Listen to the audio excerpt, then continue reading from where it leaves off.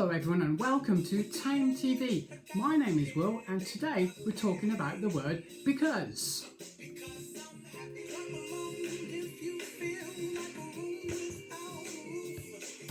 And you might be thinking, why am I wearing a hat?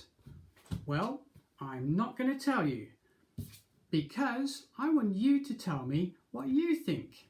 In the comments below, can you write something like, I think you are wearing a hat because... Now we use the word because to connect two sentences together and make one sentence. Let's show you the first example. Here are two sentences. The first one says, I am hot.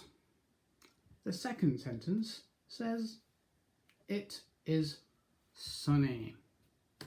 Now we can use the word because to connect these sentences together. Let's read it together. I am hot because it is sunny. The second one, let's have a look. First sentence, I am strong. The second sentence, I like to exercise. We use the word because. I am strong because I like to exercise. Yay!